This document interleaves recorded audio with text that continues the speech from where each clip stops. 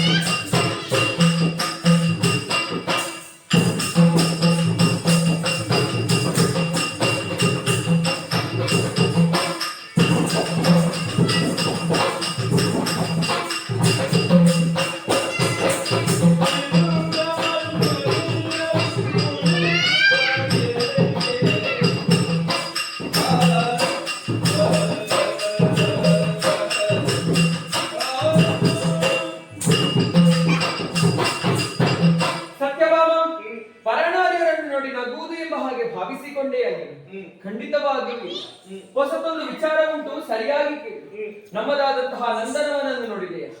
ಚಳಿ ಗಾಳಿ ಮಳೆ ಎಲ್ಲ ಅನುಭವ ಆಗುತ್ತಾ ಇದ್ದರೂ ಕೂಡ ಮರದ ಕೆಳಗಡೆ ಕುಳಿತಿರುವಂತಹ ಸನ್ಯಾಸಿಯವರನ್ನು ಕಂಡೆಯ.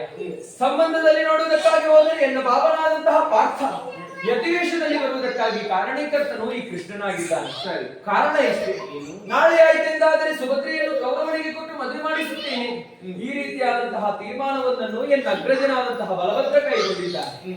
ಸುಭದ್ರೆಯ ಜೀವನ ಭದ್ರತೆ ಇರುವುದಾದರೆ ಕೌರವನ ಜೊತೆಗೆ ಮದುವೆಯಾಗುವುದಲ್ಲ, ಬದಲಾಗಿ ಅರ್ಜುನನ ಜೊತೆಗೆ ಮದುವೆ ಮಾಡಿಸಬೇಕೆಂಬಂತಹ ಯೋಚನೆ ನನ್ನದಾಗಿದೆ.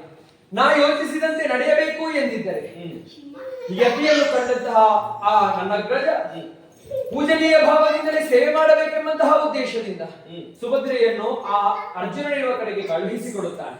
ಸೇವೆ ಮಾಡುತ್ತಿರುವಂತಹ ಹೊತ್ತಿನಲ್ಲಿ ಸುಭದ್ರೆಯನ್ನು ಕರೆದುಕೊಂಡು ಹೋಗಿ ಮದುವೆಯಾಗುವಂತಹ ತೀರ್ಮಾನವೊಂದನ್ನು ಪಾರ್ಥ ಕೈಗೊಳ್ಳುತ್ತಾನೆ. ಅವರಿಬ್ಬರ ಮದುವೆ ನಡೆಯುವಂತಹ ಸಮಯ. ಬಾಸಿಂಗವನ್ನು ಕಟ್ಟಿಕೊಂಡು ಬಂದಂತಹ ಕೌರವನಿಗೆ ಇದನ್ನು ಕಂಡಾಗ ಮುಖಭಂಗ ಆಗುವುದಕ್ಕುಂಟು. ಮಾತು ಕೊಟ್ಟಿರುವಂತಹ ಹೆಣ್ಣಗ್ರಜನಿಗೆ ವಚನಭಂಗ ಆಗುವುದಕ್ಕುಂಟು. ಈ ಎಲ್ಲಾ ವಿಚಾರ ಒಂದೇ ದಿವಸ ನಡೀತದೆ ಎಂಬಂತಹ ಸಂತೋಷ ನನಗುಂಟು. ಆದ್ದರಿಂದಲೇ ಅಲ್ಲಿ ನನ್ನ ಮುಖದಲ್ಲಿ ನಗು ಉಂಟು. ಹಾಗಾದ್ರೆ ನಾಳೆ ಆಯ್ತಂದ್ರೆ ಸುಭದ್ರೆಗೆ ಮದುವೆ. ಈ ಮನೆಯಲ್ಲಿ ಒಂದು ಕಲ್ಯಾಣದ ನಿರೀಕ್ಷೆ ಇರೋಣ.